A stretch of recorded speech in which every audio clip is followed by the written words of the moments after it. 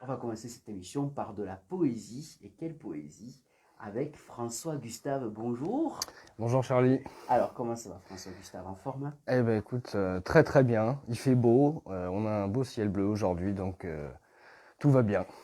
Alors, bien évidemment, vous avez la parole. Vous venez de publier un ouvrage, un recueil de poèmes. Alors, il est juste à côté de moi. Je vais le montrer à nos auditeurs d'Axe Sud, ici.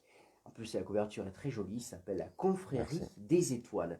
C'est un recueil de poèmes. C'est votre premier livre?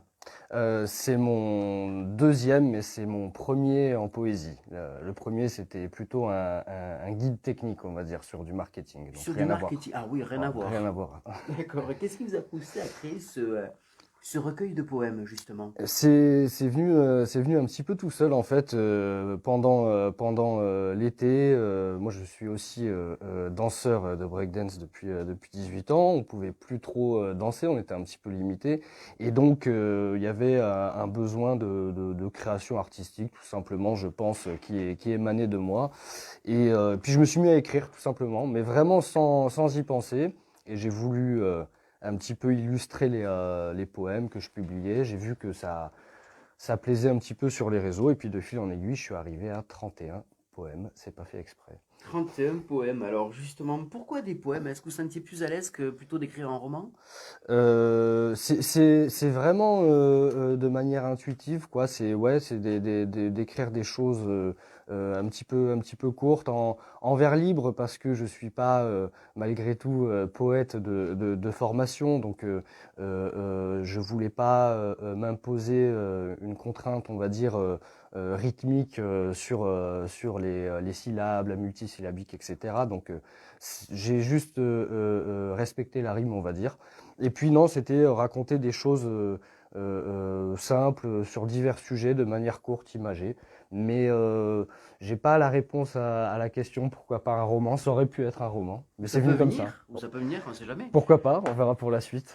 Et ça fait longtemps que vous écrivez? Enfin, du moins, du coup, ça a toujours fait partie de votre vie, l'écriture, ou... Plus ou moins, oui.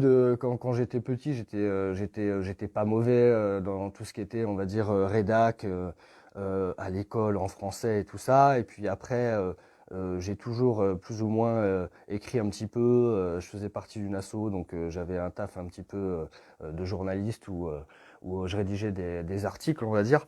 Donc j'ai toujours plus ou moins écrit. Et puis bah là, voilà, nouvelle aventure, on va dire. Pour vous, l'écriture, c'est un recueil, c'est une façon de vous exprimer, de vous lâcher un peu? Ouais, complètement. Ouais. C'est comme, comme toute forme d'art, que ce soit de la peinture, les arts de la scène. C'est un moyen d'expression, mais après, je le dis dans le recueil. Alors, je veux pas partir trop loin sur l'irrationnel, mais pour moi, l'artistique, c'est une forme transitoire où en fait on est des vecteurs quelque part, parce que la plupart des poèmes, je les ai écrits de manière intuitive, parfois en commençant sans savoir vraiment ce que j'allais écrire. Et on a l'impression que on pourrait se poser la question de se dire, mais qu'est-ce qui fait qu'à un moment donné, on a l'idée, l'inspiration qui nous vient en tête? Alors il y a tout un processus, parce qu'on a pensé à ça, parce qu'il y a des endroits qui sont plus propices, on va dire, que d'autres à l'inspi. Mais à un moment donné, ça arrive dans la tête, on ne sait pas vraiment d'où ça vient. Donc on est des vecteurs. Et justement, vous faites partie du domaine artistique. Oui. Quel est votre métier, si on peut en parler, bien sûr? Oui, bien sûr. Alors, moi, j'ai plusieurs métiers, mais on va dire que dans un de mes métiers sur la branche artistique, je manage et je book des groupes de musique et des groupes de danse. Donc, dédicace à eux, il y a Dez, il y a The Soulmen, et il y a Brigade Fantôme et Meto, voilà, qui sont mes artistes principaux. La reprise bientôt? Et ben on l'espère, oui. Beaucoup de personnes se réveillent, hein, c'est normal avec l'annonce du plan du déconfinement. Et du coup, on a beaucoup de demandes de devis, on va dire, sur des comités des fêtes, des mairies, des assos, voilà, qui doutent encore un petit peu. C'est un petit peu farouche, mais ça commence et ça fait du bien. Il manque que ça reprenne, hein. Et alors, pensez-vous justement que le contexte sanitaire que nous avons vécu, que nous vivons depuis un an, ça vous a aidé à vous lancer dans l'écriture de ce fameux recueil de poèmes? Ah, clairement, clairement, clairement, puisque comme je l'avais évoqué rapidement tout à l'heure, c'est le fait qu'on ne puisse plus danser, qu'il n'y ait plus de date, ou alors avec un contexte compliqué, avec des masques, etc., qui n'est pas vraiment propice à la danse.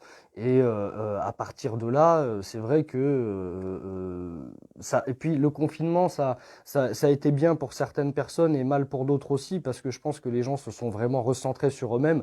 Ils se sont posé des vraies questions. Alors ça, c'est intéressant, et j'espère qu'ils ont trouvé de vraies réponses. Mais derrière on se retrouve face à soi-même avec des vraies problématiques et des vrais choix de vie.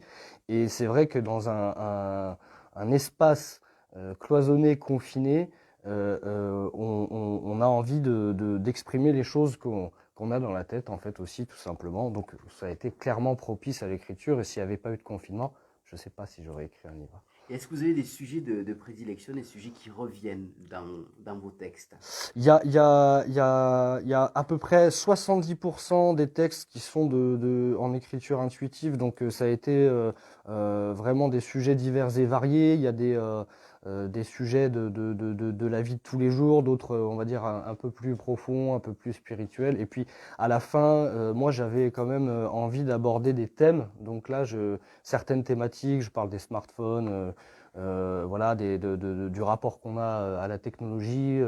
Je pense à des thèmes comme ça que j'avais envie d'aborder. Et donc, voilà, j'avais envie de parler il y a un texte sur les femmes aussi. Voilà, il y a plein de sujets que je voulais aborder. Et donc, c'est assez varié, ouais, c'est assez varié. Alors justement, est-ce que vous pourriez nous lire un poème de votre choix? Comme ça nous permettra de pouvoir avoir un petit peu l'idée de votre écriture. Avec plaisir. Alors je précise que je donnerai le titre à la fin, comme ça Alors, laisse libre. Voilà. C'est libre, allons-y. On vous écoute, François Gustave. Ça fait un bon moment que je suis là. De toute ma vie, je n'ai pris aucune décision, cohabitant avec Dame Nature et ses aléas. Statique ou en mouvement, on me porte peu d'attention. Prisonnier de moi-même, tributaire du temps, j'étais tranquille, posé, en attente des événements. J'ai senti le vent, la terre, le feu et l'eau couler. Les hommes, pour une terre qui ne leur appartienne pas, s'entretuer. J'étais jeune, fort, grand et costaud. J'ai traîné partout. J'ai même été dans un ruisseau.